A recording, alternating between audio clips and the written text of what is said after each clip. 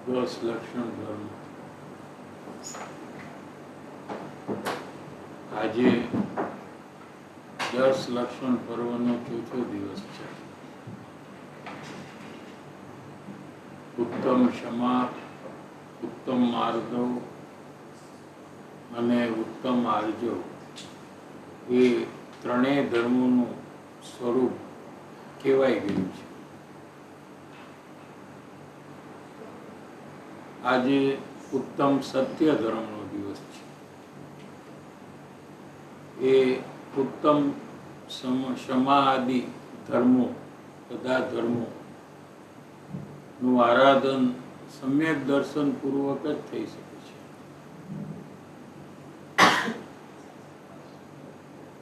નિગ્રંથ સંત મુનિવરોને સમ્યક દર્શન, સમ્યક જ્ઞાન પૂર્વક ઉત્તમ સંયમ ધર્મ કેવો હોય તેનું વર્ણન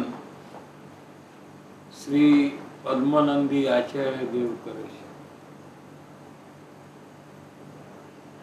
ઉત્કૃષ્ટ જ્ઞાનને ધારણ કરનારા મુનિવરોએ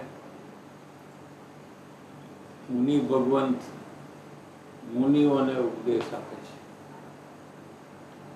કે જે મુનિઓ ઉત્કૃષ્ટ જ્ઞાનને ધારણ કરનારા મુનિવરોને પ્રથમ તો મૌન જ રહેવું જોઈએ. સર્વપ્રથમ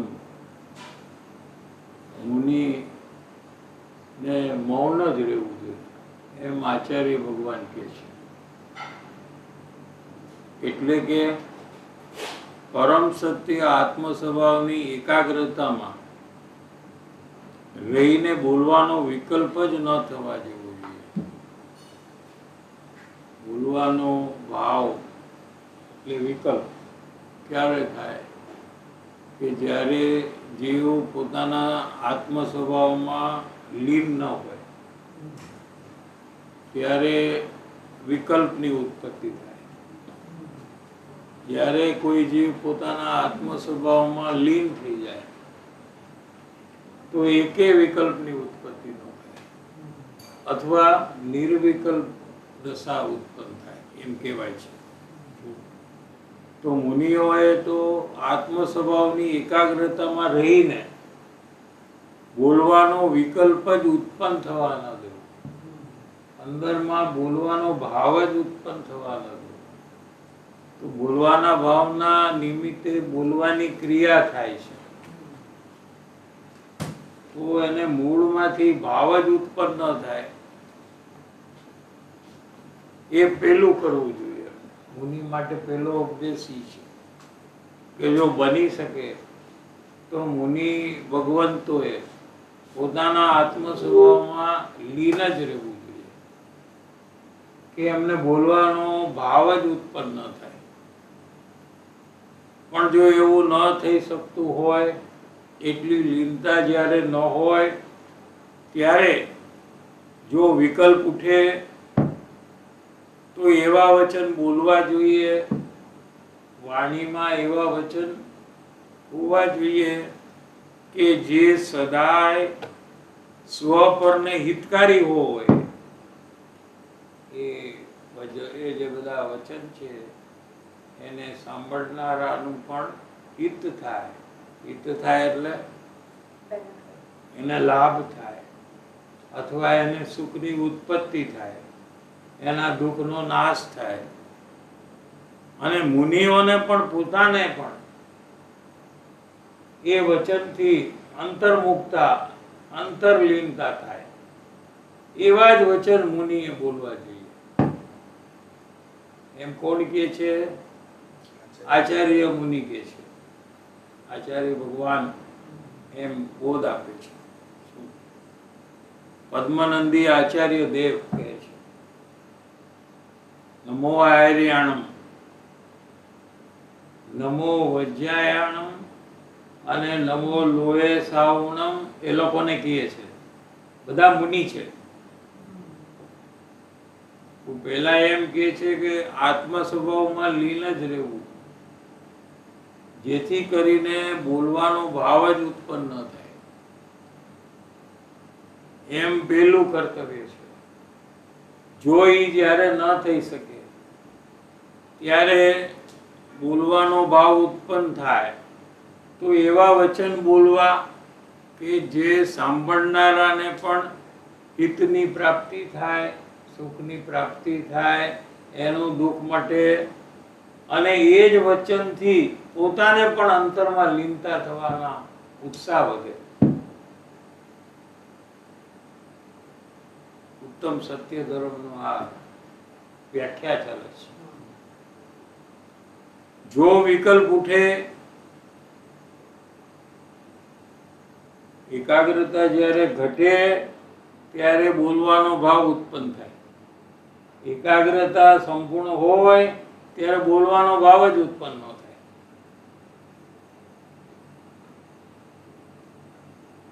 એ વિકલ્પ ઉઠે તો એવા વચન બોલવા. વચન એટલે ભાષા. જોઈએ કે જે સદાય, ગમે ત્યારે, ઓલવેઝ સ્વ પરને હિતકારી હોય, સાંભળનારનું પણ એ વચનના નિમિત્તે હિત થઈ જાય, એ પણ મુમુક્ષુ થઈ જાય. મુમુક્ષુ હોય તો જ્ઞાની થઈ જાય, જ્ઞાની હોય તો પંચમ ગુણસ્થાન વર્તી થઈ જાય, પંચમ ગુણસ્થાન વર્તી હોય તો મુનિ થઈ જાય, અને મુનિ હોય તો કેવળ જ્ઞાનને પ્રાપ્ત કરી જાય. એવા વચન સ્વ પરને હિતકારી હોય. એક પોઈન્ટ, અમૃત સમાન મિષ્ટ હોય. મિષ્ટ એટલે મીઠું, અમૃત સમાન. એવા શબ્દમાં જરાય પણ તોછડાય નહીં, પણ એવા શબ્દ હોય કે લોકોને સાંભળ્યા જ કરવું ગમે. એવા મિષ્ટ વચન બોલવા, અને અમૃત સમાન, અને સત્ય હોય. ત્રણ વસ્તુ કીધી છે. શું? પહેલું કીધું કે સ્વ પરને હિતકારી હોય, બીજું કીધું કે અમૃત સમાન મીઠા હોય, અને ત્રીજું કીધું કે સાચું હોવું જોઈએ, સત્ય હોવું જોઈએ. આ સત્ય ધર્મનું પાલન કરનારા મુનિઓ માટે અહીંયા માર્ગદર્શન આપ્યું.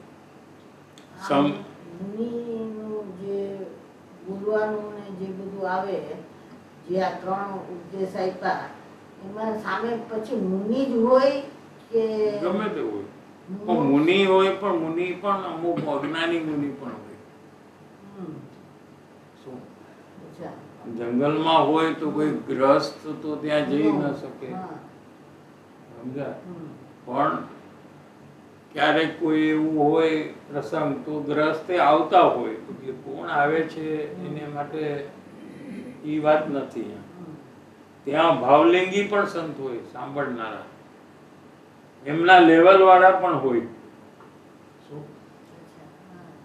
જેટલી આત્માનુભૂતિ આચાર્ય ભગવાનને હોય, જેટલી આત્મલીનતા આચાર્ય ભગવાનને હોય, એટલી જ લીનતા સાંભળનારાને પણ હોય.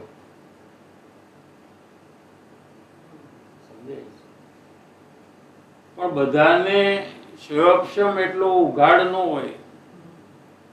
જેમ કે બેનશ્રી છે અને ગુરુદેવ છે, બે જ્ઞાની છે, એટલે આત્માની સ્થિરતા બંનેની સરખી છે.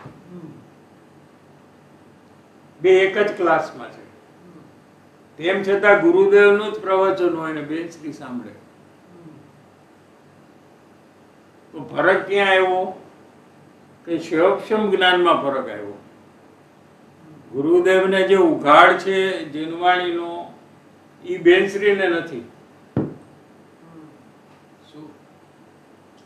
જે ગુરુદેવનો ઉઘાડ છે ઓ બેનશ્રીને નથી, પણ આત્માની લીનતા છે, સ્થિરતા છે, એ બંનેની સરખી છે. એટલે આમ જો તો બંનેનું એક જ લેવલ છે.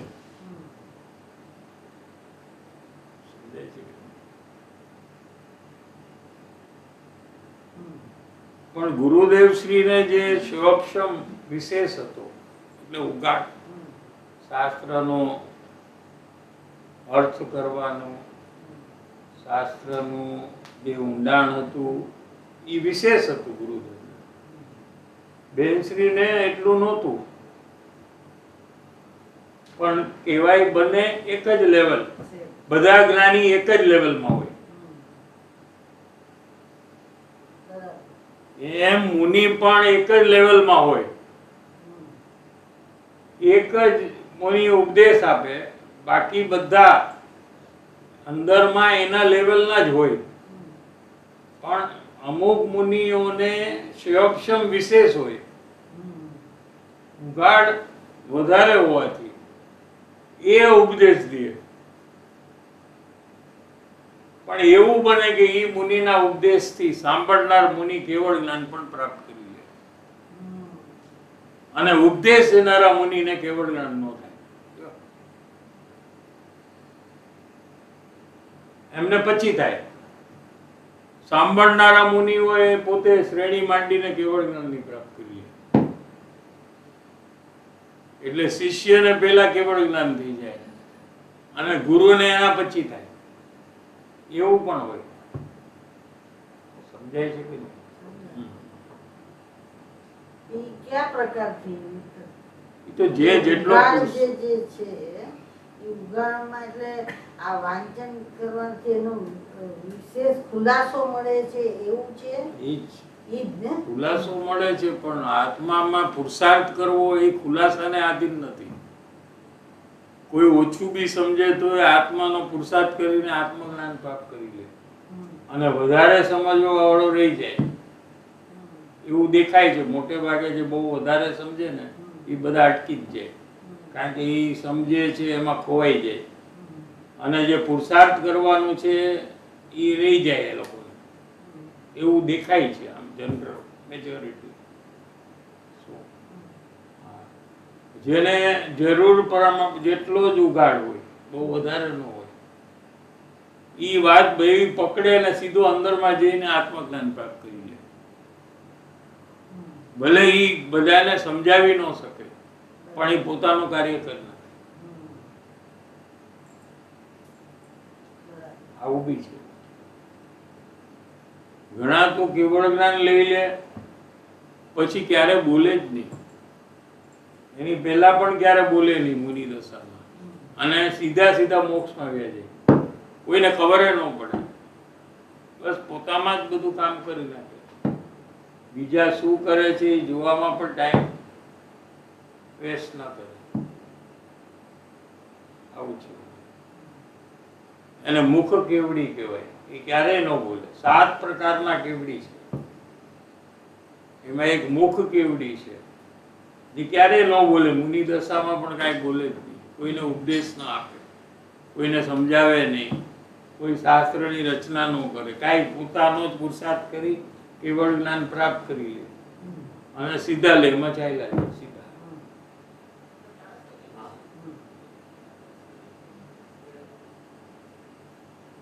એટલે જેટલાને કેવળ જ્ઞાન થાય એ બધાને ઓમ ધ્વનિ ન હોય. હા, બધાને ન હોય, અમુકને જ હોય. અત્યારે સિમંદર ભગવાન જે છે એમને ઓમ ધ્વનિ છે. એવા 20 વિયરમાન તીર્થંકર છે આજે અત્યારે આપણને આવે છે પ્રતિક્રમણમાં. યુગમંદર સ્વામી, શ્રી બાહુ સ્વામી, શ્રી સંજાતક સ્વામી, શ્રી સ્વયંપ્રભુ સ્વામી, શ્રી વીર, એ બધું આવે છે ને આપણને. એ નામના ધારક 20 વિદ્યમાન તીર્થંકર હાલમાં બિરાજમાન છે. તેમને મારા નમસ્કાર હો. આપણે લઈ છીએ પ્રતિક્રમણમાં 20 વિયરમાન તીર્થંકર. એમને ઓમ ધ્વનિ હોય, પણ ત્યાં લાખો કેવડી હોય. કેટલા? લાખો કેવડી હોય. બધાને ઓમ ધ્વનિ ન હોય, બધાને વાણી ન હોય. આવું છે. સમ્યક જ્ઞાન તે જ ઉત્કૃષ્ટ જ્ઞાન છે. ડોક્ટરનું જ્ઞાન, એન્જિનિયરનું જ્ઞાન, રસોઈ કરવાનું જ્ઞાન, બિઝનેસનું જ્ઞાન, એ બધું રખડવાનું કારણ છે સંસારમાં. સમ્યક જ્ઞાન એક જ મોક્ષનું કારણ છે. પરમ સુખનું કારણ છે અને તે જ ઉત્કૃષ્ટ જ્ઞાન છે. એવા સમ્યક જ્ઞાનના ધારક મુનિઓને જ ઉત્તમ સત્ય ધર્મ હોય છે. તે સમ્યક ચારિત્રનો એક પ્રકાર છે. જેને સમ્યક જ્ઞાન ન હોય, સમ્યક જ્ઞાન એટલે આત્માનું અનુભવ સહિત જ્ઞાન. આપણી પાસે અત્યારે જ્ઞાન છે કે નહીં? આ જ્ઞાન બધું જાણે છે કે નહીં? આ બધું પણ એ જ્ઞાન આત્માને અનુભવ કરીને જાણે છે કે આત્માનો અનુભવ કર્યા વગર જાણે છે? વગર. તો એ સમ્યક જ્ઞાન નથી, પણ મિથ્યા જ્ઞાન છે. સમજાઈ ગયું? જે જ્ઞાન આત્માના અનુભવ કરી અને જાણે એ જ્ઞાનને સમ્યક જ્ઞાન કહેવામાં આવે. એ સમ્યક જ્ઞાનમાં સ્વનું પણ જાણવું છે અને પરનું પણ જાણવું છે. ચિન્વાણીનું પણ જાણે, તત્વનું પણ જાણે અને આત્માને પણ જાણે એવું જે જ્ઞાન છે, એક જ સાથે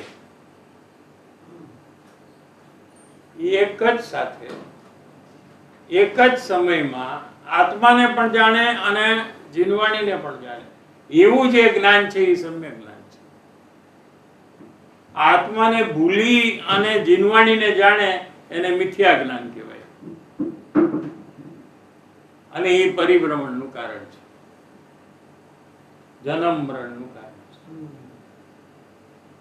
સમજાય છે? અહીંયા શું કે છે કે સમ્યક જ્ઞાન કોઈને ન હોય એટલે અજ્ઞાની હોય, અને આત્મા પરનું કરે એમ ઉપદેશ આપતો હોય. અજ્ઞાની શું કરે કે આપણે બધા ગરીબોની સેવા કરવી જોઈએ, ભૂખા હોય એને ખાવાનું આપવું જોઈએ, પૈસા ન હોય તો પૈસા આપવા જોઈએ, એવું કાર્ય આત્મા કરી શકે એમ જે બોધ આપે. અજ્ઞાની એવો બોધ આપે. આત્મા પરનું કરે, બીજું કે પુણ્ય કરતા કરતા ધર્મ થાય, એ પણ અજ્ઞાનીની વાણી છે. ઈશ્વર જગતના કરતા છે, ભગવાન છે, એના વગર એકે પાંદડું પણ હાલે નહીં. શું એમ જે માનતો હોય, આ માનતો હોય તે જીવ લૌકિકમાં સત્ય બોલતો હોય, વેપારમાં સત્ય બોલે, ઘરમાં સાચું બોલે, કુટુંબ પરિવારમાં ક્યારે પણ ખોટું ન બોલે, મિત્ર સાથે ક્યારે ખોટું ન બોલે, બધાની સાથે સાચું બોલતો હોય, સત્ય બોલતો હોય, તો પણ તેને ઉત્તમ સત્ય ધર્મ હોતો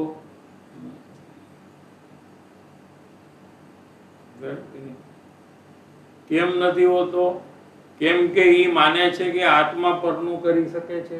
એ જૂઠો છે, એ ખોટું છે. કેમ કે આત્મા પરનું કરી જ ન શકે. પુણ્ય કરતા કરતા ધર્મ થાય એ ખોટું છે, અસત્ય છે.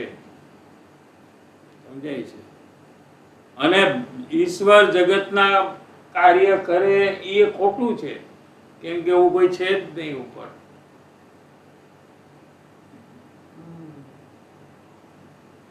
એક કુટુંબનું કામ, એક છોકરાને જમાડવાનું કામ કરવું હોય તો ઉપાધિ છે, પણ મોહ હોય તો સારું લાગે.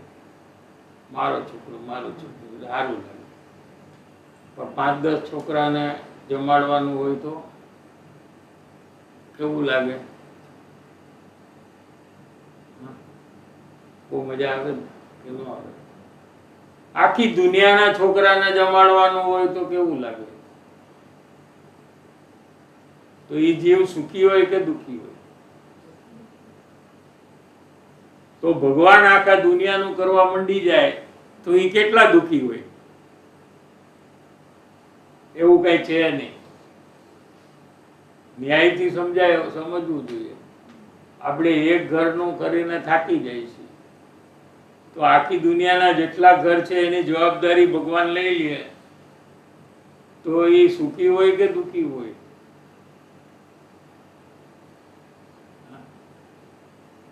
બોલો, એવા ભગવાન થવું જ તમારે બધાના કુટુંબનું ધ્યાન રાખવું પડશે. હા, આવું છે. બધાના ઘરનું ધ્યાન રાખવું પડશે. કોઈ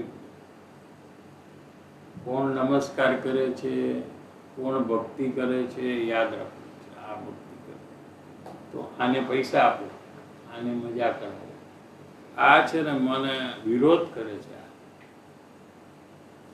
આને શ્રાપ આપો, આને હેરાન કરો. એવું બધું કામ કોઈ કરે એવું આપણે કલ્પના કરી છે. આવું કોઈ કરવા વાળું છે નહીં. જીવ પોતાના ભાવથી જ પોતાને ફળ મળે છે. જેવા જેવા જીવ ભાવ કરે એ પ્રમાણે કર્મ બંધાય ને એ પ્રમાણે એને ફળ મળે છે. એની વ્યવસ્થા કરનારો દુનિયામાં કોઈ છે જ નહીં. આ કલ્પના છે, બધાએ કલ્પના કરી છે. સમજાણું કે નહીં?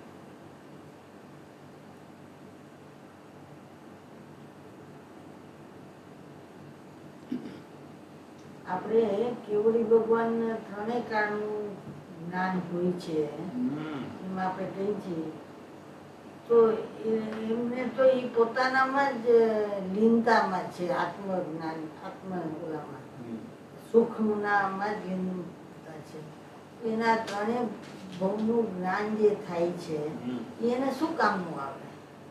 પણ તને જ્ઞાન નથી જેનું તો તને એ જાણવાની જિજ્ઞાસા છે.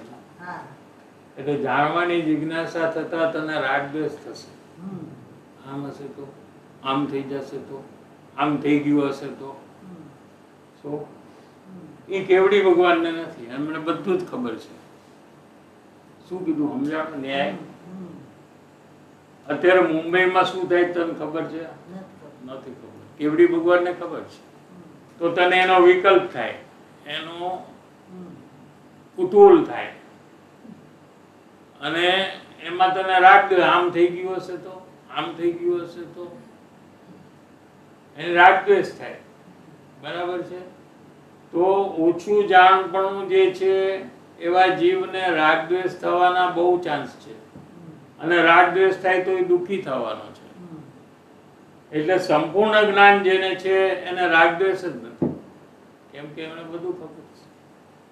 કોઈ આશ્ચર્ય છે જ નહીં. કોઈ અણધાર્યું થતું જ નથી.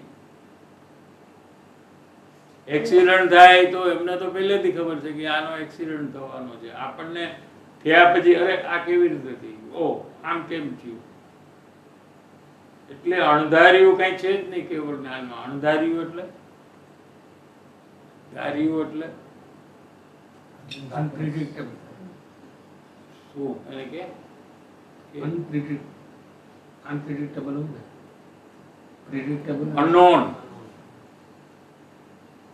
to us before it happens. It is unknown. After it happens, it is known. For Kevadi Bhagwan, everything is known. પણ એમને આ બધું શું ફાયદાકારક છે? ત્રણેય કાળનું જાણવાનું એનામાં થયા કરે કેવળ જ્ઞાન પછી. અને જેટલું જ્ઞાન છે અત્યારે થોડું, એનાથી તને શું ફાયદો છે?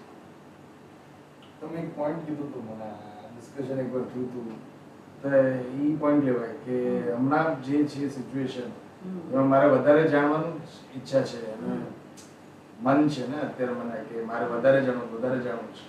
અત્યારે એમ જ છે કે મારે વધારે જાણવું છે દુનિયાનું. તો ઇમેજિન કે તને વર્લ્ડની બધી વસ્તુ જો જાણવા મળે એક સાથે તો કેટલું બધું એને વધારે જાણવાની જિજ્ઞાસા છે કે છે અને તે જાણી લીધું છે એ ફરીથી જાણવાની જિજ્ઞાસા છે. હમણાં જ જાણ્યું હોય તો કર્યા જ કરું રિપીટ. તો તું સાંભળવા તૈયાર છો? રિપીટ કર્યા જ કરું, રિપીટ કર્યા. આ એક જ લાઈન રિપીટ કર્યા છે, આગળ જ નહીં વાંચવું. તો એ નથી ગમતું. હા, એટલે એનો મતલબ નથી જાણ્યું એ તારે જાણવું છે. એનું તને કુતૂહલ છે, ઇન્ક્વિઝિટિવનેસ છે. બરાબર છે?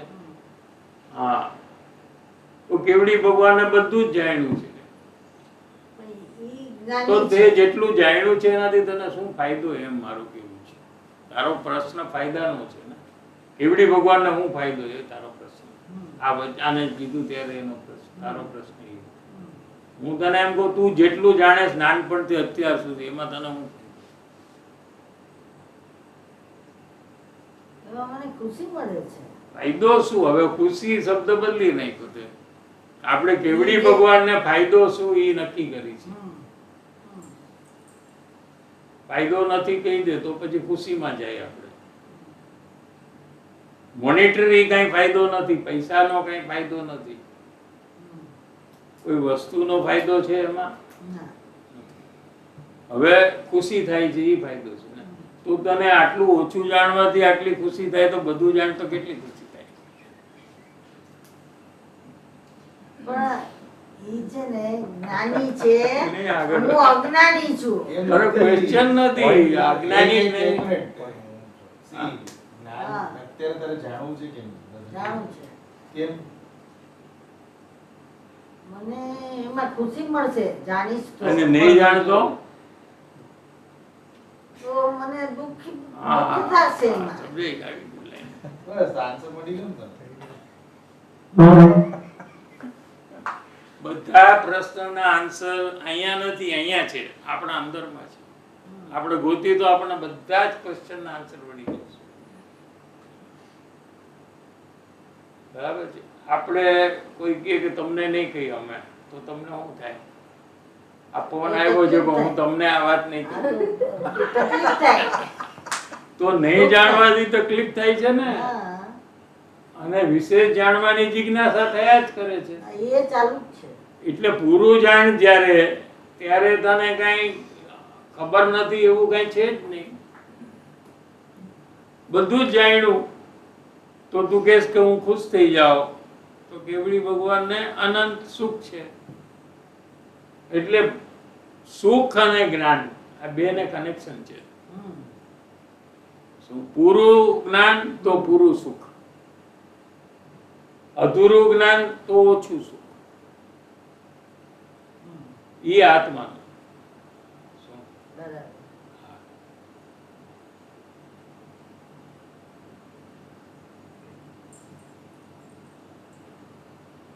વાણી બોલાય કે ન બોલાય તેનો કરતા જીવ નથી. હવે અજ્ઞાની પણ બોલે કે ન બોલે, પણ એ બોલવાની ભાષાનો અજ્ઞાની પણ કરતા નથી. અજ્ઞાની પણ બોલતો નથી. ભાષા અહીંયા ટેપ રેકોર્ડર છે, એમાંથી આવ્યા જ કરે છે. ફિટ કરી નાખી ટેપ રેકોર્ડર, એમાંથી આવ્યા જ કરે ભાષા.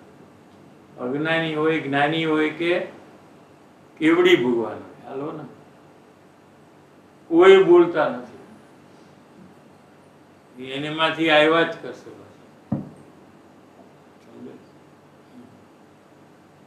જ્ઞાની પોતાની વાણીનો કરતા માનતો નથી. હવે આ જ્ઞાની કોને કહેવાય? કૃપાળુદેવ છે, જ્ઞાની છે, વેપારાદી પ્રવૃત્તિ કરે છે મુંબઈમાં, પણ છે જ્ઞાની. તો એ જે બોલે છે, વેપારની વાત કરતા હોય એની ઓફિસમાં, એ જે ભાષા બોલે છે એ ભાષાના કરતા જ્ઞાની નથી. એવું એમને ખ્યાલ હોય કે આ હું નથી બોલતો. બોલવા કાળે ખ્યાલ હોય કે આ બોલવાની ક્રિયા હું કરતો નથી, એને જ જ્ઞાની કહેવાય. અને સત્ય બોલવાનો વિકલ્પ થાય તેનો પણ સ્વામી જ્ઞાની થતા નથી. સાચું બોલવાનું કાર્ય જે થયું જ્ઞાનીને, ઈ પણ મારું છે એમ નથી, એમ ન થતું.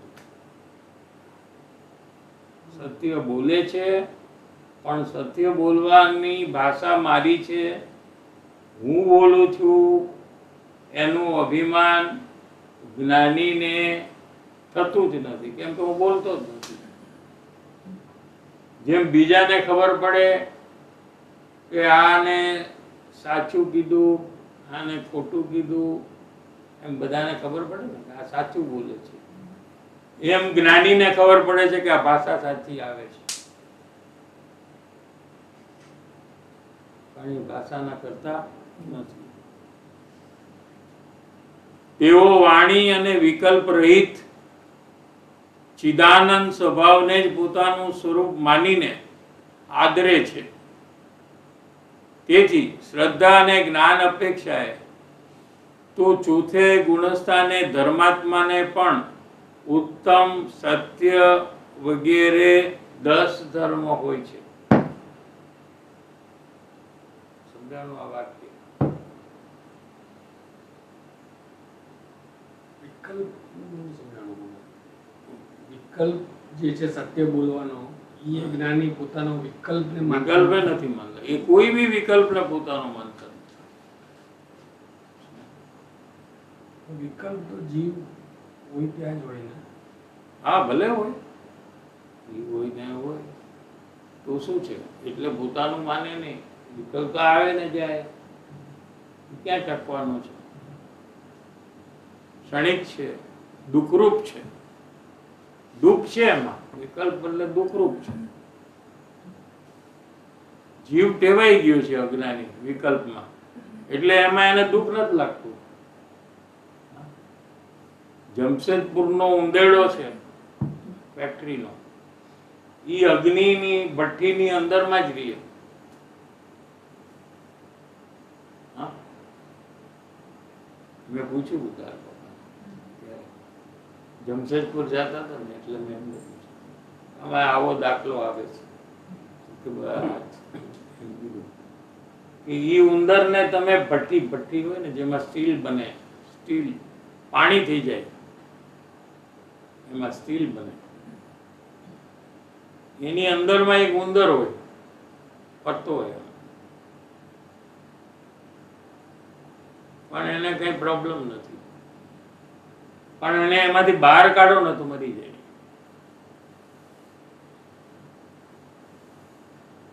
આ દાખલો ગુરુદેવે આપ્યો છે. તમારે ચેક કરવું હોય તો કરાય. ટાટા જમશેદપુર એમ દાખલો આપ્યો છે, નામ આપ્યું છે ટાટા સ્ટીલ જમશેદપુર. કેમ કે એ ઉંદર ટેવાઈ ગયો છે ગરમીની એટમોસ્ફિયરમાં. ગરમી ન હોય તો એ મરી જાય છે. એમ જીવ વિકલ્પની અગ્નિમાં રહેવામાં ટેવાઈ ગયો છે, એટલે એને કઈ તકલીફ નથી થતી વિકલ્પમાં. જ્યારે જ્ઞાનીને વિકલ્પમાં દુઃખ લાગે છે. અને જે દુઃખરૂપ હોય એ મારું કેવી રીતે હોય? હું તો સુખનો સાગર છું, તો દુઃખનો કણ પણ મારો ન હોય.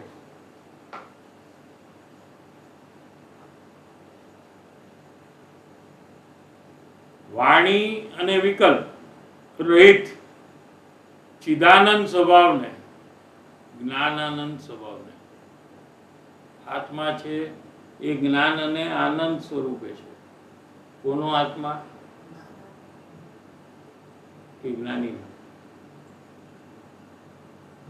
કોઈ પણ આત્મા એ જ્ઞાન અને આનંદનો સાગર છે. સાગર એટલે ઓશન, સી. સીમાં કેટલું પાણી હોય?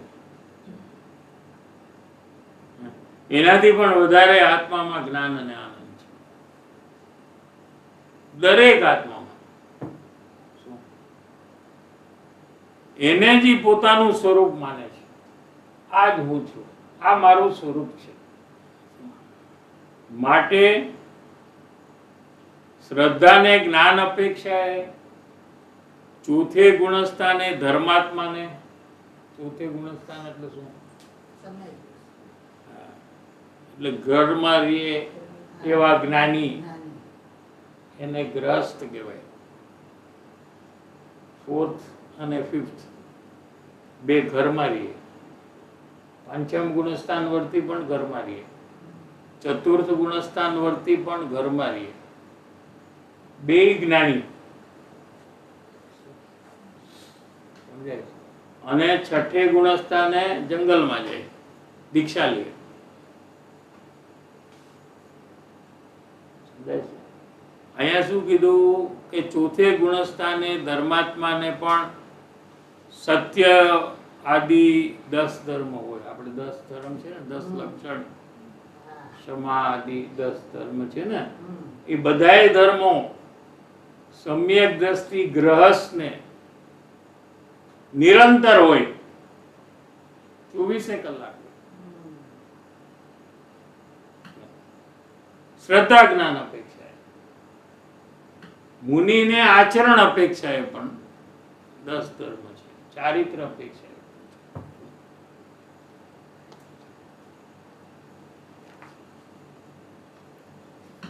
આપણે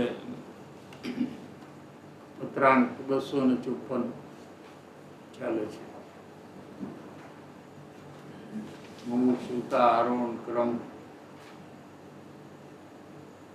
પેજ નંબર 23. કાલે થોડું રિફ્રેશ કરીએ કે સંસાર અવસ્થામાં રહેલો જીવ શરીર, કુટુંબ, પરિવારને પોતાનું માને છે. અંદરમાં જે ક્રોધ, માન, માયા, લોભના પરિણામ થાય એને પણ પોતાના માને છે. એમાં એને મમત્વ છે, મારું છે. મમત્વ એટલે શરીર મારું છે, કુટુંબ મારું છે, હા, અંદરમાં કશાય થાય છે, ક્રોધ, માન, માયા, લોભ એ પણ મારા છે. એને એક શબ્દમાં મમત્વ કહેવાય. શું કહેવાય એને? મમત્વ. એ મારું છે. એ મમત્વ હોવાથી એની કોઈ ભૂલ કાઢે, એના શરીરમાં કઈ ભૂલ કાઢે, એના છોકરામાં કઈ ભૂલ કાઢે, એના મા બાપની કઈ ભૂલ કાઢે, એના અંદરમાં ક્રોધ થાય એની ભૂલ કાઢે, કેમ તમે ગુસ્સો કરો છો, તો એ સીધો જ રિબેલ કરે. રિબેલ કરે કે નહીં? હા, તો મને કેમ કહ્યું છે? Don't tell me all that. મારી ભૂલ કેમ કાઢી છે? સમજાણું કે નહીં? સંસારમાં દરેક જીવ કેમ દોષનો પક્ષ કરે છે, એનું શું કારણ છે, એ વાત આપણે અહીંયા શરીરને જે પોતાનું માને છે, રાગ દ્વેષને પોતાનું માને છે, કુટુંબ પરિવારને પોતાનું માને છે, એવો અજ્ઞાની જીવ એની કોઈ પણ તમે ભૂલ કાઢો તો એ સાંભળવા તૈયાર નથી, સ્વીકારવા તૈયાર નથી, ગુસ્સે થઈ જાય છે. કેમ કે એને એ બધામાં મમત્વ છે, આ મારું છે, મને કેમ તમે કહો છો. એને એમ લાગે કે આ લોકો મારા પર અટેક કરે છે. એને શું લાગ્યું? હા, મને કહે છે, તો મને કહેજો. Are you telling me? No, we are not telling you. We are telling your body. We are telling your kashai. No, but that is mine. Don't tell me. સમજાય છે કે? હવે એ બધામાંથી જે કોઈ મુમુક્ષુ થાય તો એને ખબર પડે કે આ શરીર મારું નથી, આ કુટુંબ મારું નથી, આ મા બાપ મારા નથી. અંદરમાં ક્રોધ, માન, માયા, લોભ થાય છે, એ પણ મારું સ્વરૂપ નથી. સમજાય છે? હું તો જ્ઞાનાનંદ સ્વરૂપે છું. જાણવું, દેખવું એ મારું કાર્ય છે. એમ જેને સમજાણું, શું એ પછી દોષનો સ્વીકાર કરવા માટે રેડી થઈ જાય છે. શું એને કયો કે આ ગુસ્સો કરે છે તારો દોષ છે, તો એ સ્વીકારવાથી થઈ જાય. એટલા માટે કે એને પણ મટાડવું છે દોષ. સામાન્ય જે જીવ છે સંસારના, એને એ દોષ રાખવા છે. મુમુક્ષુ થાય છે એને એ દોષને મટાડવા છે. એને નક્કી કર્યું કે આ મારું સ્વરૂપ જ નથી, આ કશાયથી મને બંધન થાય છે, દુઃખ થાય છે, શું માટે એ મારું નથી અને હું એને મારું માનું છું, માટે હું દુઃખી થાઉં છું. મારે એમાં માન્યતા છોડવી છે, મારે કશાય રહિત થવું છે, એવો જેને વિચાર આવ્યો છે, એવા મુમુક્ષુ ની હવે શરૂઆત જ્યાં થઈ, આપણે કાલે અહીંયા સુધી આવ્યું, પણ સાચી મુમુક્ષુતાની હજી શરૂઆત જ જ્યાં થાય છે, હજી છે અજ્ઞાની, પણ હવે એને જ્ઞાની થવું છે. ત્યારે ગુણ દ્રષ્ટિ પ્રગટવાની શરૂઆત થાય છે, અથવા દોષ દ્રષ્ટિ છોડવાની શરૂઆત થાય છે. મુમુક્ષુ શું છે કે દોષ દ્રષ્ટિ છે એ એને છોડી દેવી છે. દોષ જોયા કરે છે બીજાના, શું એવી એની દ્રષ્ટિ છે, શ્રદ્ધા છે, નજર છે, એ એને છોડવી છે હવે.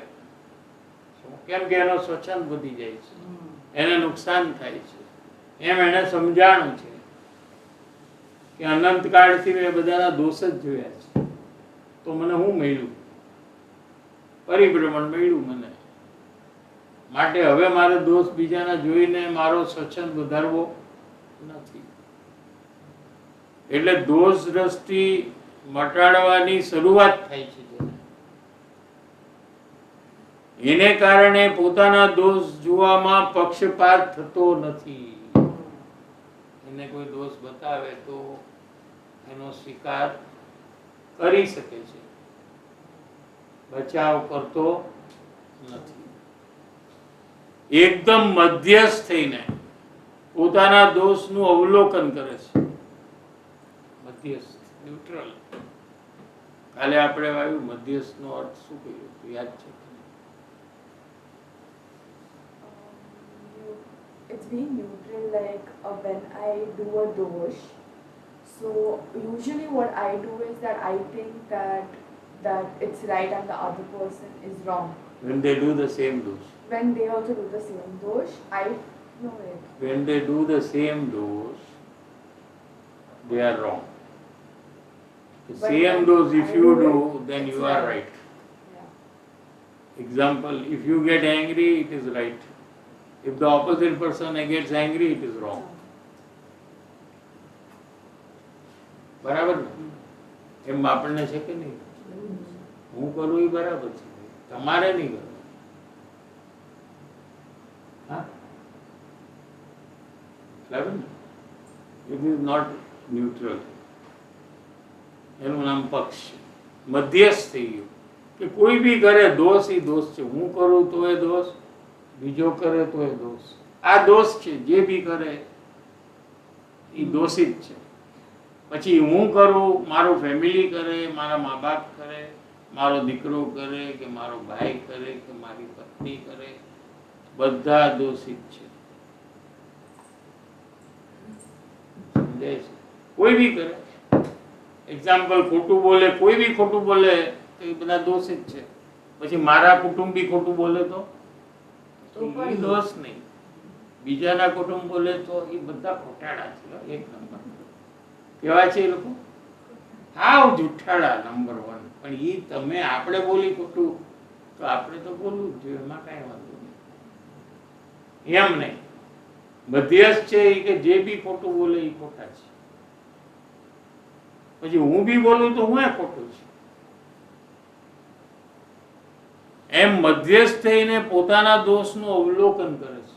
આ મુમુક્ષુ કરી શકે, બધા નથી કરી શકતા. એકદમ મધ્યસ્થ થઈને પોતાના દોષનું અવલોકન કરે છે. કોઈ પોતાના દોષ દર્શાવે એટલે દેખાડે, બીજો પોતાના દોષ દેખાડે તો તેના પ્રત્યે તેને જરા પણ દુઃખ નથી લાગતું.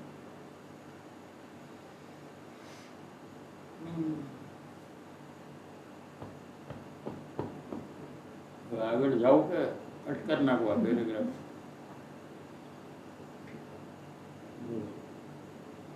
કોઈ દોષ બતાવે છે એના પ્રત્યે આપણે કદાચ દોષનો સ્વીકાર કરી લીધો, we accept, yeah, accept.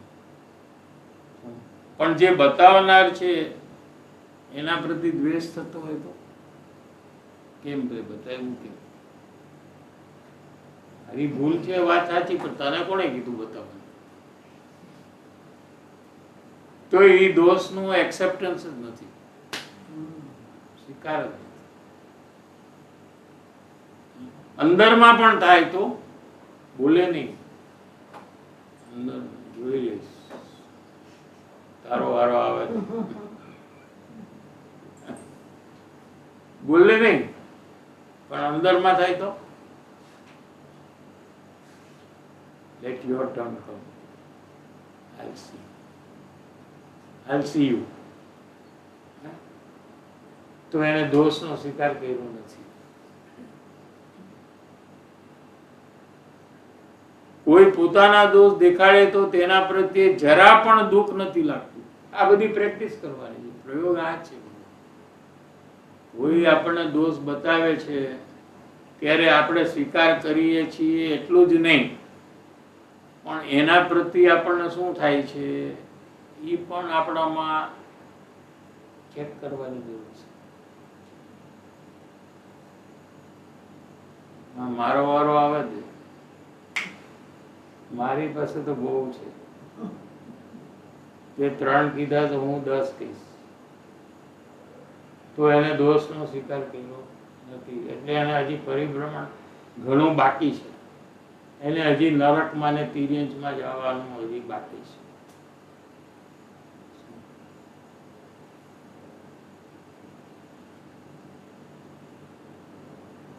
પોતાનો દોષ કોઈ દેખાડે તો જરા પણ દુઃખ લાગતું નથી.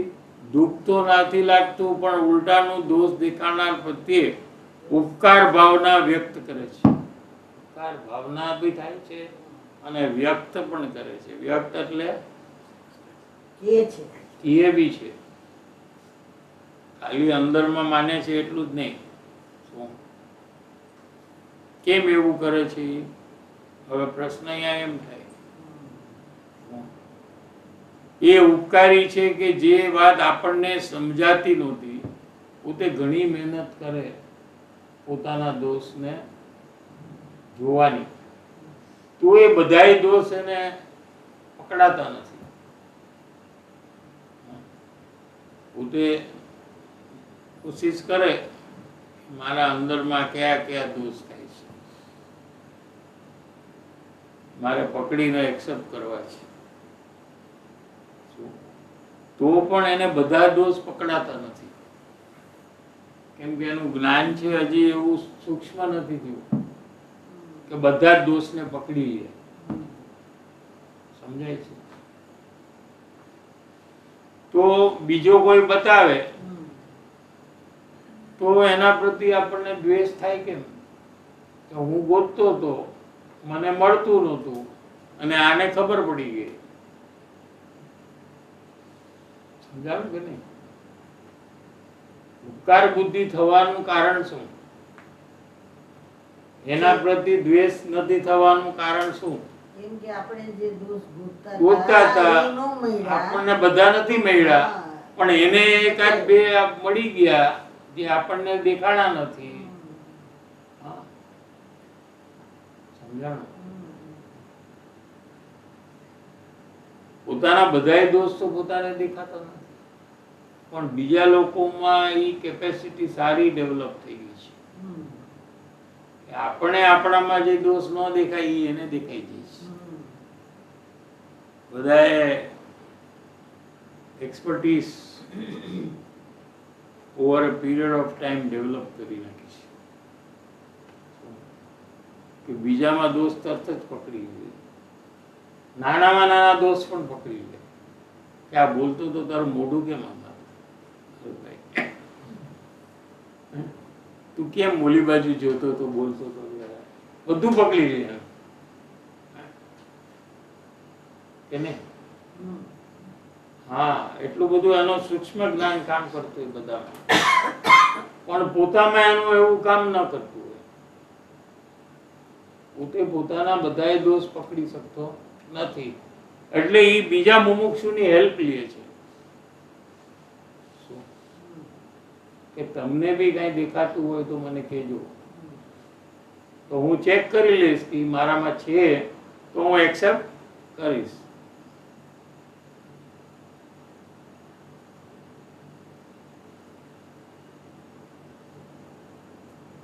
એ વાત આપણને સમજાતી નહોતી,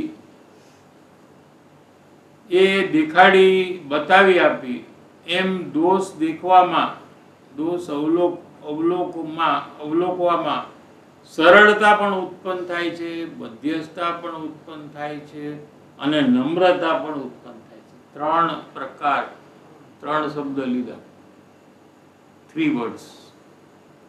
આપણે 3 નું મીનિંગ વિચારીએ કે સરળતા એટલે શું, મધ્યસ્થતા એટલે શું અને નમ્રતા એટલે શું.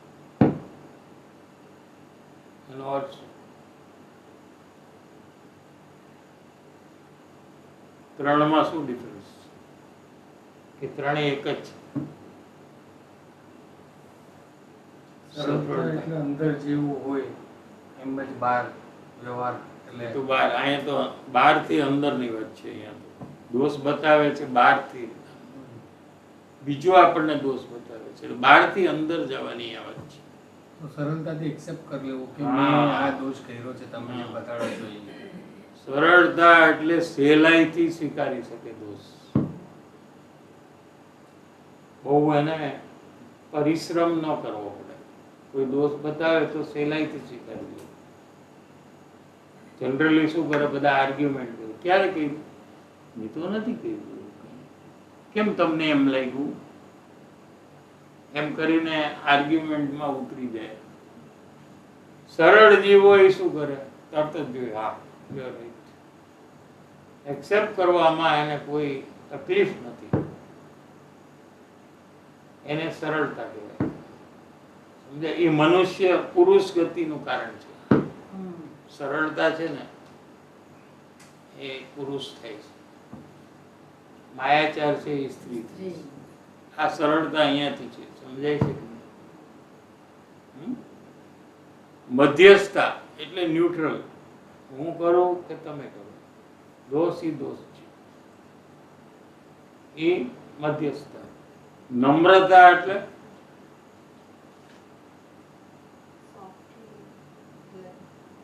એને ઓલું થઈ જાય, એને નીચે આવી જાય. Humbly. હમ્બલ. હા, હ્યુમિલિટી, હમ્બલનેસ, નમ્રતા. આ દોષનો પ્રયોગ સ્વીકારવાનો જે જીવ કરે છે એને આ 3 ગુણ એનામાં પ્રગટ થઈ જાય છે. સરળતા, મધ્યસ્થતા અને નમ્રતા. કોઈ પણ દોષ દેખાડે એને એ આ મારાથી નાનો છે એ જોવાનું એનું બંધ થઈ ગયું. મારાથી મોટો હોય તો જ મને બતાવે, નાનો છોકરો કેમ મને દોષ બતાવે. એટલો હમ્બલ થઈ ગયો, એટલી હ્યુમિલિટી એનામાં આવી ગઈ કે કોઈ પણ બતાવે તો ઇઝ રેડી ટુ એક્સેપ્ટ. એ તો કોઈ ગરીબ માણસ બતાવે તો કે ભાઈ એ તો ગરીબ છે, એ મને કેવી રીતે બતાવે છે. પૈસા વાળો બતાવે તો હું માનું. એ બધું નીકળી ગયું. દોષનો સ્વીકાર કરવામાં, પ્રયોગમાં આવતા આ જીવમાં 3 ગુણ પ્રગટ્યા: સરળતા, મધ્યસ્થતા અને નમ્રતા. પણ સરળતા અને નમ્રતા એ બેમાં શું ડિફરન્સ? હા, સરળતામાં શું છે કે સાચી વાત સામે આવીને તો સ્વીકાર કરવામાં તકલીફ નથી, તરત જ એ રેડી છે સ્વીકાર.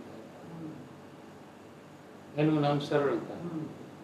નમ્રતા એટલે કોઈ પણ બતાવે, એમાં પૈસા વાળો બતાવે તો હું સાંભળું, મારા લેવલનો બતાવે તો સાંભળું, એ બધું નીકળી ગયું. કોઈ પણ મને દોષ બતાવે, પછી નોકર બતાવે કે ગમે તે બતાવે, હું સ્વીકારવા તૈયાર છું.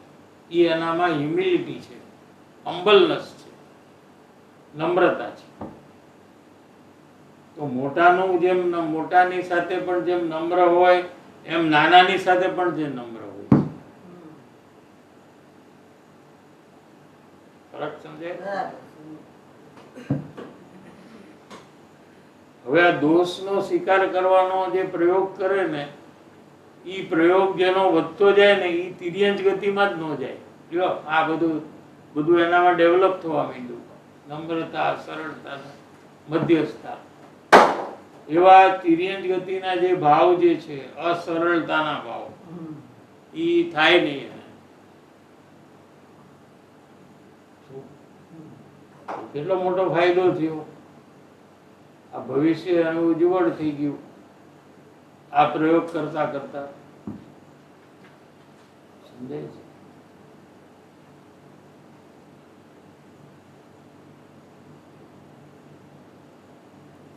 સત્સંગ કરવાની પદ્ધતિ આપણે ત્યાં એવી થઈ નથી. હવે ભાઈશ્રી એક રિમાર્ક કરે છે કે આપણે જે રીતે સત્સંગ કરીએ છીએ એ રીત બરાબર નથી.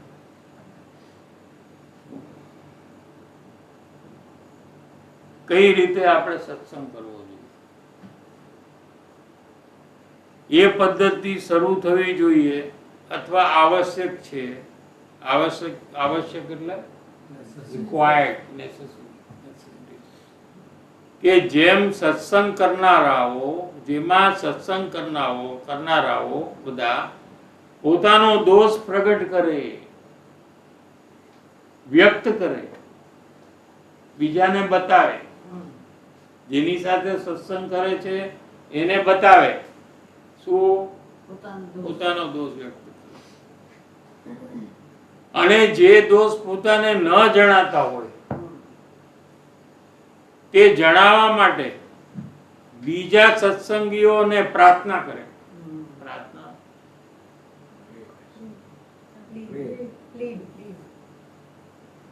Please show me my mistake.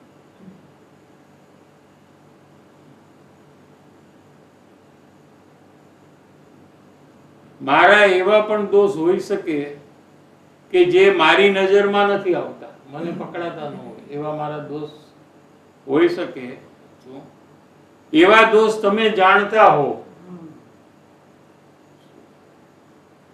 તમને જાણવામાં આવતા હોય તો અવશ્ય મને એ બતાવવાની મહેરબાની તમે કરજો. આવી રીતે સત્સંગ કરો. પોતે જ્યારે આ પ્રવચન કર્યું હતું ત્યારે પણ આ પ્રકારે સત્સંગ નહોતું થતું. ભાઈશ્રી જ્યારે હતા ત્યારે પણ સત્સંગ થતો હતો રોજ, પણ આ પ્રકારે નહોતું થતું એ પ્રકારે અહીંયા કીધું છે. એટલે એમને એવું હતું કે આ જ પ્રકારે બધાએ સત્સંગ કરવો જોઈએ. એમના ગયા પછી પણ એ પ્રકાર ત્યાં ચાલુ નથી થયું. કારણ કે લોકો બધું સાંભળે પણ જે પોતે કરતા હોય એ કર્યા જ કરે. જો જ્ઞાનીની આજ્ઞામાં આવે તો એનું હિત થઈ જ જાય. સાંભળી એક કાને સાંભળે ને બીજા કાને કાઢી નાખે અને પોતે જે કરતા હોય જે રીતે સત્સંગ એ રીતે કર્યા જ કરે. અહીંયા કહે છે કે આ રીતે કરવો જોઈએ કે જેની સાથે સત્સંગ કરીએ છીએ એને આપણે રિક્વેસ્ટ કરવી જોઈએ કે એવા દોષ મારામાં જે થાય છે જે મને પકડાતા નથી, પણ તમે મારા પરિચયમાં છો તો કદાચ તમને પકડાના હોય તો મને કહેવાની મહેરબાની કરજો. કેટલી નમ્રતા આવી ગઈ. આ રીતે સત્સંગ કરવો જોઈએ. મહેરબાની તમે કરજો, જો તો હું તમારો ઉપકાર ભૂલીશ નહીં. તમે મારા ખરા હિત ચિંતક છો, યુ આર માય વેલ વિશર, એમ ગણીશ. એમ થઈ ગયું છે.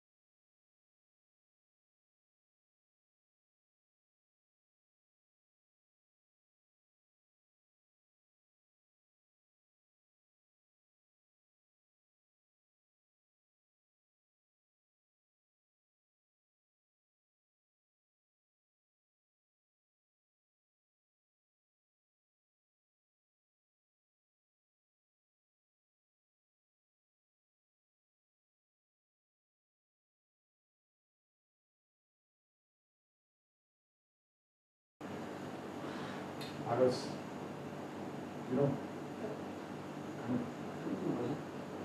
ક્ષમતાનું આવ્યું નથી. ક્ષમતાનું કોઈ કે ક્વેશ્ચન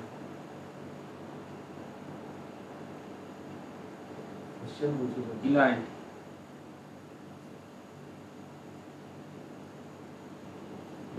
જય જિનેન્દ્ર સાહેબજી, એક બાજુ એમ વાત આવે છે કે કોઈના દોષ ના જોવા, ગુણ જોવા, અને જ્યારે કોઈ મુમુક્ષુ રિક્વેસ્ટ કરે કે મારા દોષ બતાવજો, તો ત્યારે આ બંને વાતને કેવી રીતના બેલેન્સ કરવું, પ્લીઝ માર્ગદર્શન આપશો.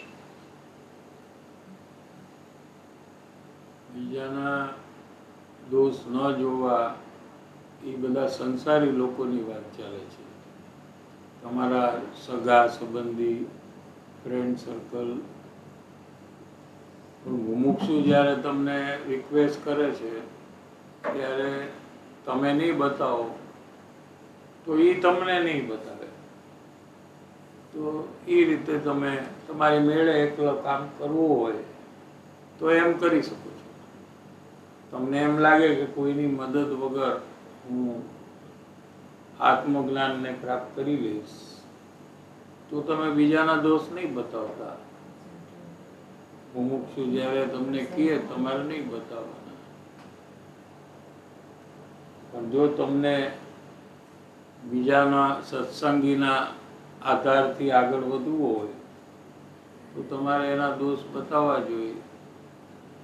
એ જ્યારે રિક્વેસ્ટ કરે છે એટલે પ્રાર્થના કરે છે અને તમે જ્યારે કહેશો ત્યારે એ પણ બતાવશે. એ રીતે એકબીજાને આગળ વધવામાં સાથ આપે છે. એના માટે આપણે સત્સંગ કરીએ છીએ. હર્ષ. જય જિનેન્દ્ર સાહેબજી, આજે વિચારની વાત આવી કે જ્ઞાનીને જે વિચાર યા થોટ્સ થાય છે એમાં એ કરતા થતા નથી અને એમાં એમને બહુ દુઃખ લાગે છે અને એને રૂપ જોવે છે.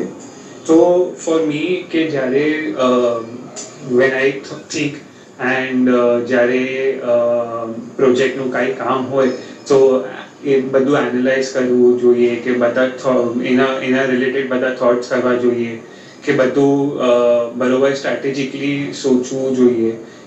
તો એમાં આઈ ઓલવેઝ ફીલ કે હું જ થિંક કરું છું ને આ થોટ્સ મારા જ છે ને આ બિલકુલ દુઃખરૂપ લાગતા નથી. તો એમાં કેવી રીતે હું આ રોંગ બિલીફને ઓવરકમ કરું ને દુઃખરૂપ લાગે એમાં કેવી રીતે હું પ્રયાસ કરું, પ્લીઝ મને હેલ્પ કરજો. વિચાર શબ્દ નહોતો વાપર્યો, વિકલ્પ શબ્દ વાપર્યો. એટલે વિચાર અને વિકલ્પમાં શું ફરક છે એ પહેલા આપણે સમજવું જોઈએ. વિચારમાં જ્ઞાનનો અંશ છે અને વિકલ્પમાં રાગ દ્વેષનો અંશ છે. એટલે કોઈ પણ તમે સંસારમાં વિચાર કરશો તો એની સાથે રાગ દ્વેષના પરિણામ પણ ચાલુ થઈ જશે. પછી તમારા પ્રોજેક્ટનું હોય કે બિઝનેસનું હોય કે ફેમિલીનું હોય, કોઈ પણ વિચાર જ્યારે કરે ત્યારે એની સાથે રાગ દ્વેષની ઉત્પત્તિ થાય. એ રાગ દ્વેષને વિકલ્પ કહેવામાં આવે છે.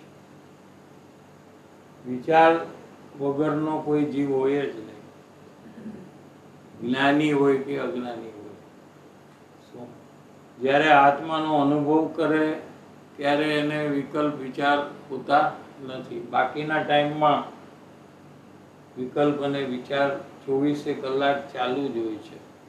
પણ એમાં જે રાગ દ્વેષ રૂપ વિકલ્પ છે એ બહુ આકુળતા સ્વરૂપે છે, એમ જ્ઞાનીને અનુભવમાં આવે છે. અને એ વિકલ્પથી એમને ભેદ વિજ્ઞાન છે. જ્ઞાન જુદું છે અને વિકલ્પ જુદો છે. એવું જે ભેદ વિજ્ઞાન છે એ વિકલ્પમાં દુઃખ લાગવાથી ભેદ વિજ્ઞાન ચાલુ રહે છે સહજ.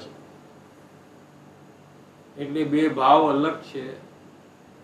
એ કોઈ પણ વિચાર તમે કરશો તો રાગ દ્વેષ એ સંબંધી થવાના જે દુઃખરૂપ છે અને જે ખરેખર કર્મ બંધનું કારણ છે.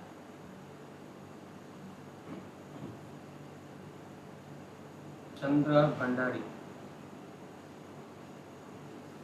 જય જિનેન્દ્ર સાહેબજી, सत्संग में ऐसी बात आई, मुझे मेरे स्वयं के दोष देखने के लिए ज्ञान को सूक्ष्म करना चाहिए। मुझे स्वयं के दोष दिखाई नहीं देते, तो ज्ञान को सूक्ष्म करने के लिए क्या करना चाहिए साहेब? दूसरे बताए वो पहला दोष का स्वीकार करना, वो स्वीकार करते करते करते ज्ञान में मलिनता कम होने लगेगी और धीरे धीरे ज्ञान अपने आप सूक्ष्म होने लगेगा। फिर अपने आप दोष को आप देख सकते हो, लेकिन शुरुआत में लंबे समय तक दूसरे जो दोष बताते हैं उसको स्वीकार करने का प्रयोग सतत चालू होना चाहिए। प्रिया बागरेचा, खुद के दोष देखने की जिज्ञासा खुद से नहीं होती, सत्संग में आए इसलिए थोड़ा देखती हूँ, तो इसके लिए क्या करना चाहिए? जिज्ञासा नहीं है तो दोष चलते रहेंगे, दोष रहे चलेंगे तो बंधन होगा, तो हमको 84 लाख योनि में जन्म मरण करने के लिए तैयार हो जाना, क्योंकि ऐसा होगा।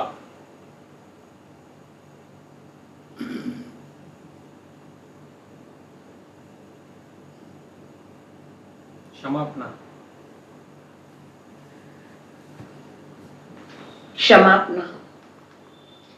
हे સદગુરુદેવ, આપ તો ધન્ય છો, પોતાના જ્ઞાનાનંદ સ્વરૂપનો અનુભવપૂર્વક આદર કરી રહ્યા છો અને બોલવાનો જે નિષ્કારણ રાગ આવી છે એનું નિષેધપૂર્વક શ્રદ્ધા અને જ્ઞાનની અપેક્ષાથી સદૈવ ઉત્તમ સત્ય ધર્મનું પાલન કરું છું।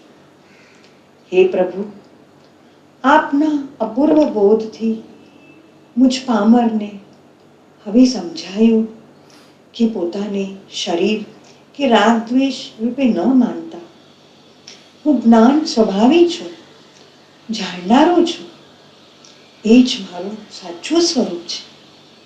દોષને દોષરૂપ ને સત્યને સત્ય જ માનીને મધ્યસ્થતા ઉત્પન્ન કરીને સરળતા, નમ્રતા આદિ ગુણો અવશ્ય પ્રગટ કરી પારમાર્થિક સ્વરૂપને જાણીને પરમ સત્યની આરાધનાપૂર્વક પરમ પદને પામીએ, એ જ અંતરની ભાવના સાથે આપના ચરણ કમળમાં નમસ્કાર કરીએ છીએ। ઓમ શાંતિ શાંતિ શાંતિ। परम उपकारी श्री सद्गुरु देवनो जय हो। प्रशमूर्ति श्री भगवती मातनो जय हो। सनातन जैन धर्मनो जय हो। त्रिकालवर्ती पंच परमेष्टि भगवंतोनो जय हो। सर्वे ज्ञानी धर्मात्माओनो जय हो। भगवान श्री कुंद कुंद आचार्य देवनो जय हो। 10 लक्षणना महापर्वनो જય હો, જય હો, જય હો।